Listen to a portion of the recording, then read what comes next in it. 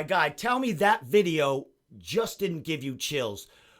Kris Moutinho joins me in the room tonight to recap his monumental fight of the night at UFC 264. Kris Moutinho, man, I know you're a busy guy, but you took some time out for me tonight to recap this and show some love to the New England fans that are going to be watching. So, Kris, how you doing, my man? I'm great, brother. How are you? Of course I would take time out. You've been giving me the love over the years, bro, and you're one of the originals that I used to come on all the time, man. And I just appreciate you having me on. You know, it's cool, Kris. You were actually I've had this podcast room probably about 3.5 years, maybe a little longer. You and some of your teammates were the first guys and guys to come in here and podcast live with me inside this. And the rooms are bare. I think I had a couple of pictures of you guys. So you basically started off with me. You got the room podcast started for me. So welcome back, Kris. And big things for you, brother. How you feeling? I just played that weigh-in video when you were in front of that huge 264 weigh-in crowd, Conor McGregor, and the history there that night, man. How'd it feel walking out there and just seeing all them people staring at you, man? Realistically, man, it didn't feel that different than anything else I've ever done. You know what I mean? It was a lot bigger and it was like a little bit crazier, but it was the same vibes, man. We're looking at a man, I'm looking at another human being, and we're seeing who's real, and it wasn't much different. You know what I mean? I know you were busy that whole week. As far as media, things that you have never experienced before, as far as the onslaught of people that want to talk to you, especially fighting, O'Malley and late notice. And, not many people knew about you on the UFC level. You know what I mean? Dude, what was it like when, everyone came at you in a storm to learn who Kris Moutinho is ready to face Sean O'Malley? Yeah, the media was a little crazy, bro. There was a lot of negativity at first, a lot of positivity as well, but it was just something that you couldn't possibly be ready for. I got 10,000 people in my DMs telling me like I'm gonna die every day. I'm gonna lose. I'm gonna get my ass kicked. I'm gonna go to sleep, man. People hitting up my girlfriend, people hitting up my family, and it's just something that they don't tell you to be ready for, because like I don't know many people that had to go through this. You know what I mean? Like I have 160,000 people hitting me up every day trying to get in, trying to take pictures with me, trying to do this, and it's like it's not something I really ever wanted, really. You know what I mean? Like if people know me, they know I'm a pretty quiet dude. I'm pretty to myself, dude. So this stuff's a little crazy, but hey, if this is what we need to do to be able to take care of ourselves, take care of my family, and do this for the rest of my life, I'll do it. It's just gonna take some getting used to. Yeah, man, and you did it. You performed incredibly well. You had them haters that are still, talking shit about you, Kris, but those are fans even though they're not liking you, they're fans anyway. They're watching, they're pumping you up, and they're sharing your shit, man. You exploded, and I've never seen anyone come off a loss and make a debut for the UFC and get so much exposure and love and just reach the heart of people that are just inspired by a true fighter. Dude, you spoke about all these people hitting you up, man, and how it is to deal with. But what are some of the things you were getting from some of the fans? I mean, the real fans that are inspiring you to, to really give back and talk to these people, man, because you are an inspiration, and we'll talk a little bit about the growth to get here. But what are some of the things that these people are saying to you in a positive way that you're getting? I'm getting a lot of like they're inspiring me, man. Like I want to quit my job and do the things I love. I want to start training. I want to start doing that kind of stuff, man. And I really appreciate it. You know what I mean? Like it is touching my heart to be knowing that people are watching my story and appreciate my story and know that, like, because I did work hard, man. I did work hard to get to this point, and whether or not I feel like I deserve all this love or don't deserve all this love, it's just good to know that there are people that can resonate and relate with my story, and it's because my story is just I'm a normal person. You know what I mean? I'm a normal dude. There's a lot of people that doing jobs they hate to try to build something that they love, and that's what I really feel like my story is, man. I feel worked for years doing jobs I hated while trying to train, while still trying to commit time to my family and people that I care about. And now that when I really committed to myself and really committed to training, committed to the people I love, now things happen to me, and it just shows that if you follow the path God sets out, man, good things happen in life, and that's how I truly believe it's going right now. Excellent, my man. Well, it's documented 11 days notice going in there. Sean O'Malley even said it after in the post-fight interview that, you're a bad motherfucker, man, taking an 11 days notice, staying in there and giving him all he could handle in there, man. As far as, 11 days notice, Kris, I know you were fighting. You had another opportunity that you were going to be fighting for. I think it was a title fight that wasn't announced yet. I think you might have been fighting for a title for CFFC. So I think it was in August. So you were kind of in the mind of training camp. But now we got 11 days, 6 weeks or so, 8 weeks or so earlier than that CFFC opportunity. Did you get to do any kind of training? It was 11 days notice, and then you had all that media on you, and you had to fly and all that other shit, man. How much did you actually get to game plan and train to take on Sean O'Malley?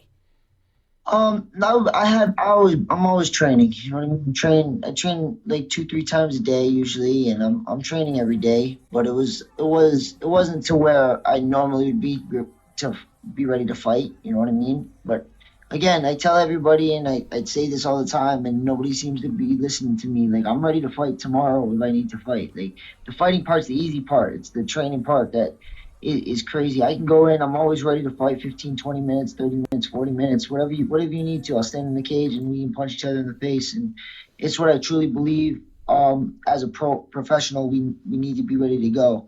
But as of game planning, man, there was no game plan for this fight, man. You can't game plan in 10 days, man. You can't do new things for a 10-day fight. You know what I mean? We're just gonna fight, and that's what you saw in there, man. I came in there and there was things I could have done differently. Maybe I could have shot a little bit. I could have feinted more and landed my shots better, and instead of just charging at him and swinging him. But it's a 10-day fight. I turned it into a hockey fight. It didn't work my way this time. You know what I mean? This is what I truly believe, man. On 10 days, I'll go in there, and I'm not gonna get tired. Nobody, you could see me in any fight, man. This is the way I fight. I don't get tired. I come forward. I put the pressure. It just there was minor differences in the way I usually fight and the way I did fight, and it's because of how the situation is. But I don't have excuses, man. A loss is a loss to me, and it's always gonna hurt. I'll just be better for the next one. Excellent. Did you get a chance to talk to O'Malley after? Was there any kind of conversation, not in the cage, out? Did you see him anywhere? Or was it kind of you went to, get checked out and then, you were basically on a plane Sunday night, I think. I don't know. You were basically back training in Yeah, no, I didn't get to really talk to him, man. They kind of forced me to go to the hospital right afterwards. They kicked me out of the cage, put me in a car, and they're like, "Yo, you have to go get checked."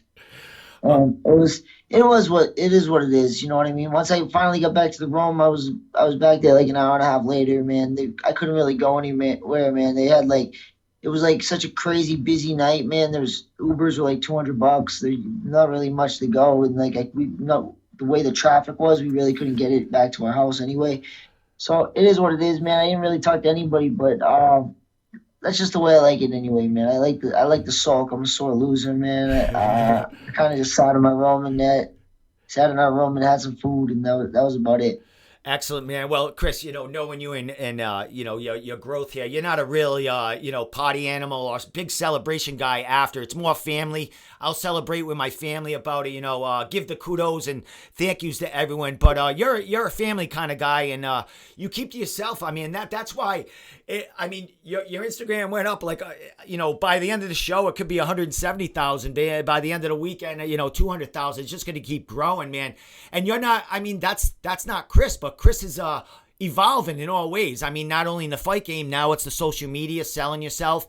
And dude, it's working for you. How much did this, I showed pictures of the fight and stuff like that, and we'll talk a little bit about that, but how much has this notoriety and all this kind of attention changed you, not as far as yourself, but kind of your life. I hear that you're fighting full time now.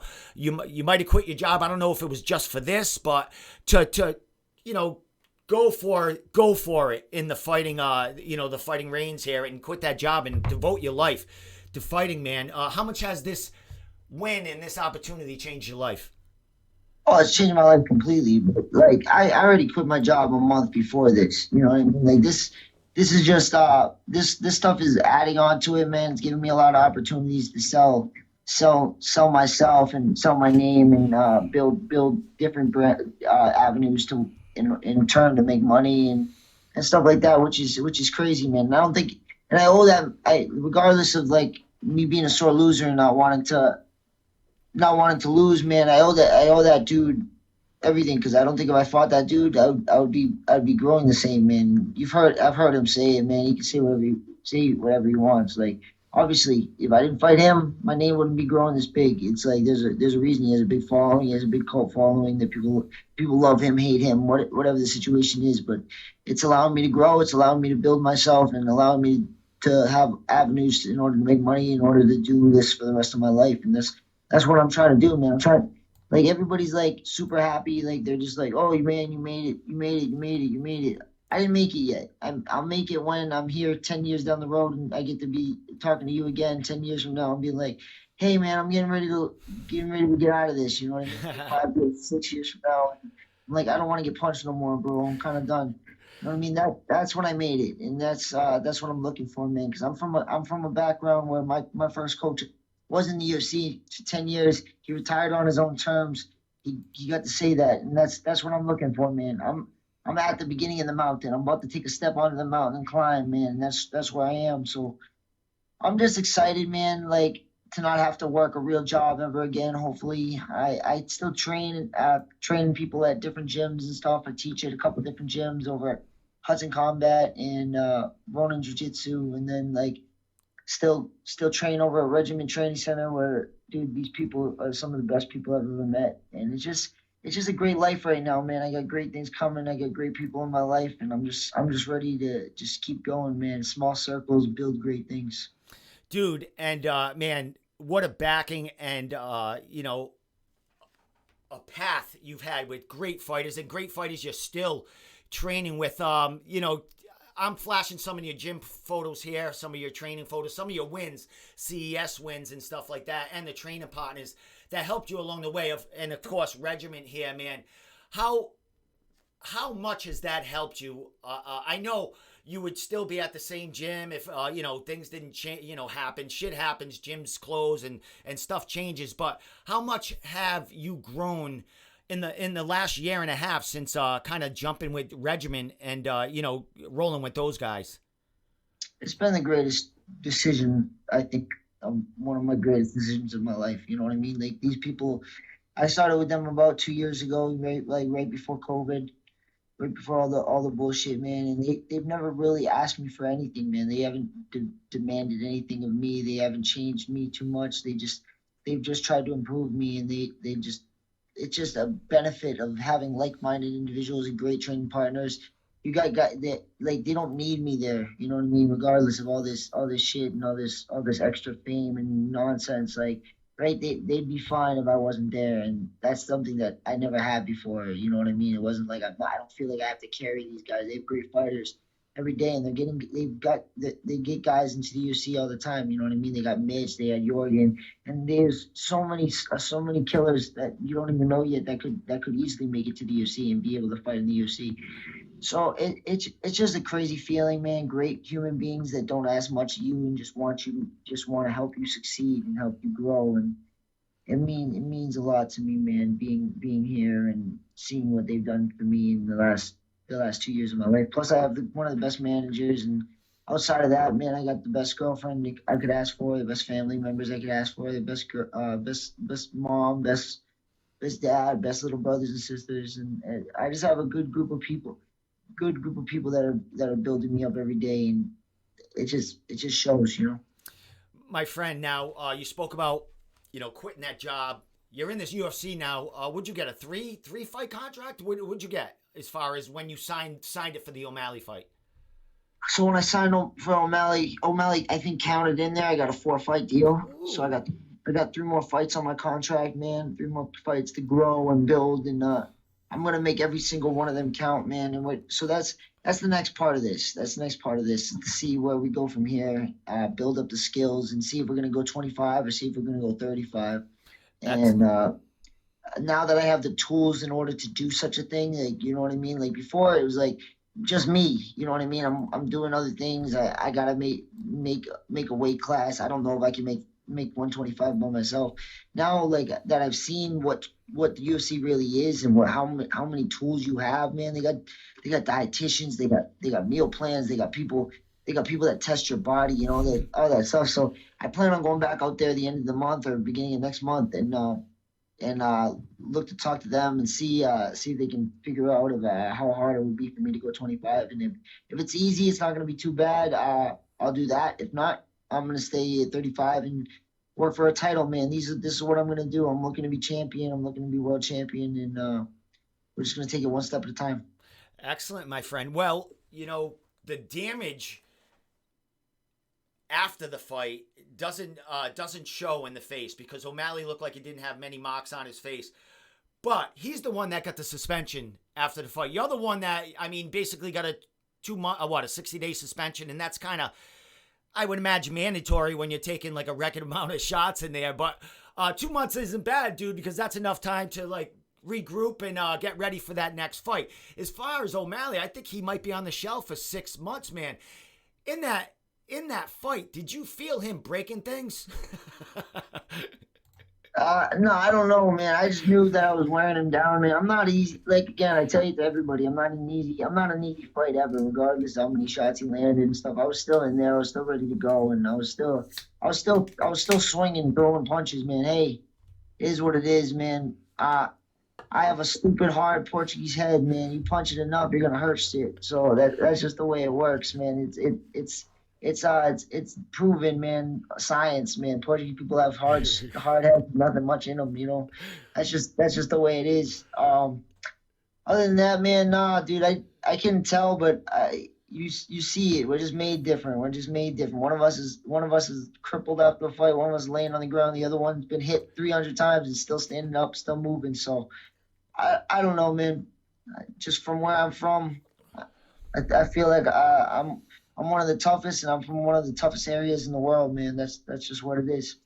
Yeah, and Kris, when you were on my podcast, basically we were recapping your CFFC fight, and talking about that, and you were speaking about how you don't mind getting hit. I mean, the hard part is working. Having to leave work, go training, putting all them extra hours in of travel, all that other stuff. Man, if you could just fight, and fighting is all you do, and training for that fight, man.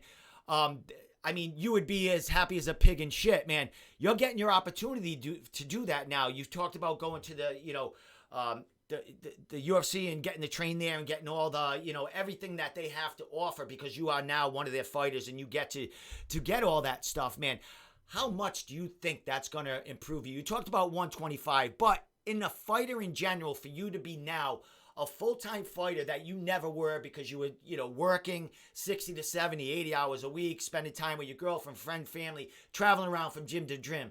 Now you get to kind of map out your training and you have the resources and now some money to help you along for that next camp. How much do you think that's going to improve Kris Moutinho in his next UFC fight?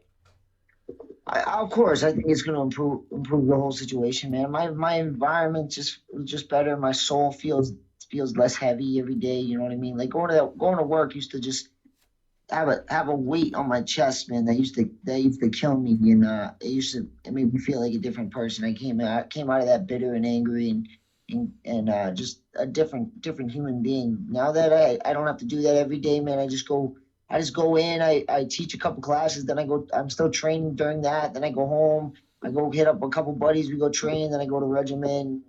It's just a better vibe, man, and it's just a better feeling in my life and better for my soul. And I'm just ready to do the whole thing, man. As of all the other stuff, man, I think people make excuses for themselves why they can't hang out with their family, why they have to be away for months at a time. I think it's just a cop out. I think people just have give excuses to be selfish and think it's gonna help them be better. Man, I did that at the highest level, fighting some of the best dudes in the world, working a job for 80 hours a week, and still training every day. So if I could do that, all the other shit is just nonsense to me. It's just nonsense when I hear guys be like, "Oh, I had to leave for 2 months at a time, and my wife can watch my kids and all this other stuff." I think it's definitely just a cop out that people just don't want to be around situations.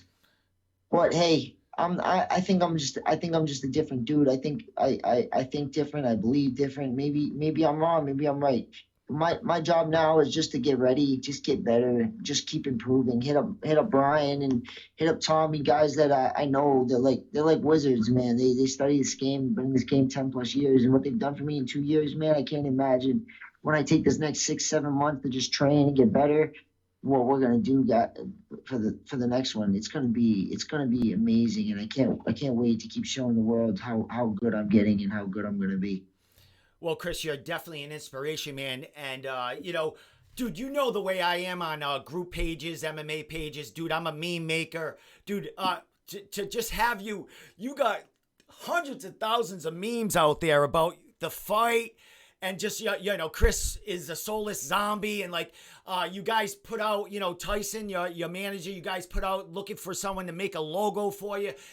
Fans are having fun with it, dude, man. Uh, Dude, you've been, people don't understand how long you've been at this game at the regional level. They're thinking, hey, Kris, you're going to get so many haters because of O'Malley, and you kind of made him look vulnerable. You know what I mean? Even though, the guy was knocking people out left and right, and you came in there in 11 days notice, and you gave him all he can handle. I mean, you hit back. You didn't stop coming forward, man. Now you have this barrage, this social media army behind you, kind of pushing the little guy here that is the actual fighter, man, that goes in there and is what the fans want to see, regardless of if you're taking a 200 punches or not. I mean, people want to see that, and you are that face that wants to see. I mean, are you ready to carry that on your back? Are you ready to kind of take that? Because, dude, your social media is only going to grow bigger because you got a few months to train to get better. People are going to see you out there, and they're going to follow you for this next fight. They want to see you in action, that next fight with a proper training camp. Are you ready for the piggyback of this kind of army on your back for your next fight? I'm ready for whatever comes. You know what I mean? Like, I'm not gonna be the same dude regardless. You know what I mean? I'm the same dude whether I have 160,000 fans or I have 1,000 fans. You know what I mean? It doesn't really matter to me. Like, and I appreciate every one of them. You know what I mean? I appreciate every one of them messaging me, texting me, doing all that stuff, and I wanting pictures, wanting whatever. Like, I appreciate it all. You know what I mean? Like, but I'm the same. I'm the same dude. I'm still gonna do the same thing. I'm gonna go to the gym. I'm gonna train my ass off and get ready to go beat a dude's face in and get my face beaten. Like, this is what we do. This is how I've been born to do. You know what I mean? It's the only thing that I truly believe I was born to do. And like, I look at jobs. I've done jobs. I've done nothing that like people ever said like, oh, you could be a cop. You could be this. Never made me happy. You know, I never got that feeling punching somebody in the face and competing and trying to see who's the better man is something I truly believe I was meant to do, regardless if I win every time. Like I understand something different that other people don't usually. People have to win. Like in their head, they have to win. I know that I'm not going to win every time, man. I'm fighting some of the best fighters in the world. We all really believe in ourselves. We all train super hard, man. Even if I feel great that night, I could still lose it any minute of the day. And I know that. That's why I'm going and I'm working as hard as I am to try to make sure that I win these fights and try to make sure that I push myself past my limits every day to be the best dude that steps in that cage. So it's I'm ready for whatever comes that way because I feel like the way I am as a normal person and how I am every day is just gonna tell true. You know what I mean? Like I'm the same person regardless on camera or off camera. I'm not like these other guys. these other guys are fake off camera. They're not the same people. They're not the same people once there's no shine, once they don't have a million people watching them and following them. I'm the same dude, and if you love me now, you're gonna love me then. You know, that's just the way it is. Excellent, my man. Well, the Army is thriving and growing every second. Last thing before I let you go, Kris. It's about the fight and the end of the fight. You had 30 seconds left in that fight. You're taking punishment. You're still standing there coming forward. One of the best refs in the game steps in and thinks you had enough. Dude, I sent you the clip, or I tagged you in it. I mean, you were animated. Like a cartoon dude, a real popular guy, man, animated the whole, like, basic fight. It was the funniest thing in the world. Dana tried to knock you out. No one could knock you out. In the last 30 seconds, Herb Dean comes in and, he stops that fight. What did you say to him? What was said to him when he stepped in and just backed you up? I said something like, "Oh man, what the hell? What are you doing? Why are you doing that?" You know what I mean? Like, I don't think I should have been stopped. I think I'm still. Let me bang, man. I do let you bang. Hey, let me bang again, man. Let you bang. I'm still throwing punches. You know what I mean? So, like, and I've seen other fights that he's ref, like the Calvin Kattar fights, like Calvin Kattar's last fight, Rory McDonald versus Robbie Lawler, and fights like that, where fighters look like they're taking a beating. You know what I mean? And people let them keep going and let them keep fighting. And I don't know if it was because it was my first fight in the UFC or what the situation, what his belief was in the situation. But hey, life is life, man. I'm not gonna sit here and bash him because he seems like a really good guy. He seems like a great ref. He's ref a lot of really high. Let me bang, man. I do let you bang. Hey, let me bang again, man. Let you bang. Whatever the situation was. So, hey, man, a loss is a loss to me. It doesn't matter if I made it to the end and I lost that way, or if I got finished with 30 seconds left. Hey, it is what it is. My problem with it was that I feel like they gave him something that he didn't earn. That's what I was saying. He didn't earn a knockout. I was right in his face, and I was still fighting, and there was other things I could have done better that would have maybe got me the win, but it's not how it went down. I'll just be better. We're gonna go back to the gym, go back to the drawing board, and we'll be better for the next one.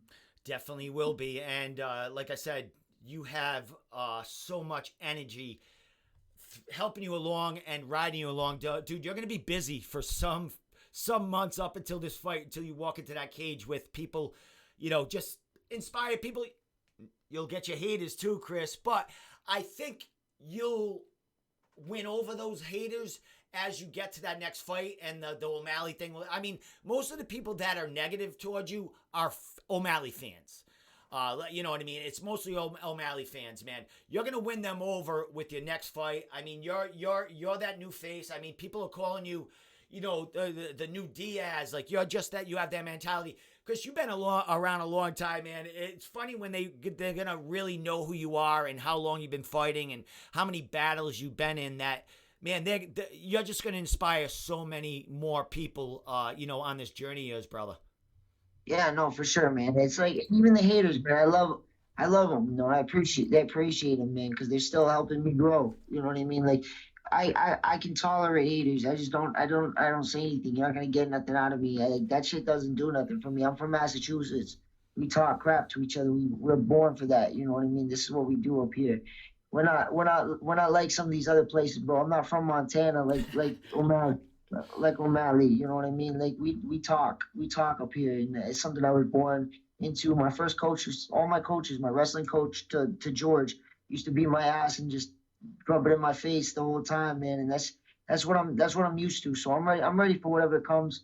And you hate me, love me, just keep watching me, man, because it helps me. It helps me grow. It helps me get better. And if I can inspire people, that's great. If I don't, that's fine, man. We're just gonna keep going. Excellent, man. Well, Kris, kudos to you. Congratulations. With all your fame comes fame for other fighters in New England, eyes coming on New England, people that you've trained with, people that you're training with now. It's just going to boost the area and the notoriety and the fighters that we have here. So, Kris, man, thank you for everything you've done and getting yourself on the map. I mean, I know it's been a team effort, but dude, you were in that cage and man, you performed, and you got an army of people that are that love you at this moment, man, and it's just going to get bigger. So congratulations, dude, on everything. Thank you, brother. I appreciate it, man. And that's what people need to understand, man. We're from the best area of fighting, I think, in the world right now, man. We got some of the best fighters. All the guys at Lozon's, like dudes like Connor Matthews and all these other guys, and then dudes I train with like Aaron Hughes and Mitch Raposo and all these other guys, man, that you don't even know, and like Brandon Demora and all these other guys, young kids coming up in this sport, man. Great warriors that are gonna make their way into the UFC. There's just a matter of time, man. We have some of the best fighters in the world, and I'm just happy to be part and be from where I am. You know what I mean? It means a lot to me. Excellent, my man. Well, dude, some of these kids that you mentioned there, you talked about maybe 6, 7, 8 years when you're ready to retire. Dude, you're going to be coaching them. You're going to be, side by side with them, watching them achieve their dreams. So you're going to be in this martial arts game for the rest of your life, dude. And people are glad to have you. And so last thing, before I let you go, I know everyone knows your social media, Kris, but shout it out there anyway because, man, you're an inspiration. So let it go. No, for sure, man. I want to thank everybody. I want to thank you, man, for having me on. I want to thank for everybody who's allowing me to let my name grow, my family, my girlfriend, all my teammates, and everything else. And then I want to thank, if you guys want to follow me on Instagram, man. Follow me on all my social media platforms. I'm gonna be trying to get on TikTok soon, man. Be one of these other idiots once I can figure out how to do it. You know what I mean? But it's just a matter of time, bro. Just keep following me and stay tuned to the next fight, man. Excellent, my man. Well, Kris, I'll be seeing you because I know you have training partners that are going to be fighting on local cards. I'll be heading down the regiment, getting some interviews here and there with them. Dude, man, congratulations, and we'll talk soon, man. I'll be seeing you eye to eye at some point in the next couple of months. Yeah, for sure. God bless, brother. Thank you so man. much. You have a great night, man, and thanks for coming on and giving me some more time tonight, bro. Yeah, no problem. Thank you so much, man. All right, man. You have a good night. You too.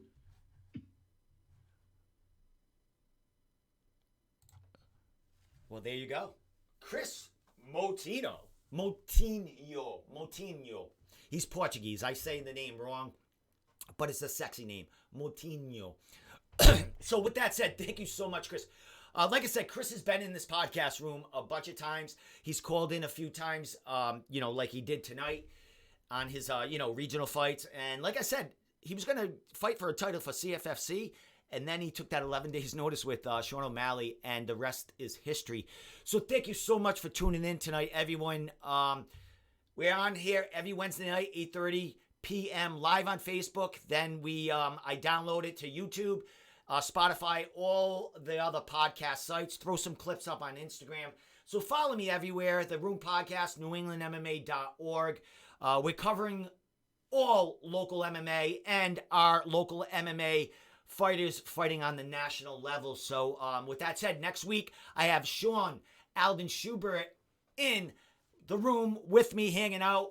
And we're going to talk about his huge fight this past Saturday night at Wartime Muay Thai, where he made his pro Muay Thai debut. So Sean will be in studio with me. So with that said, I am going to play Kris's weigh-in video, and then we the hell out of here. Thank you so much. Follow us, share, and love us always. We out.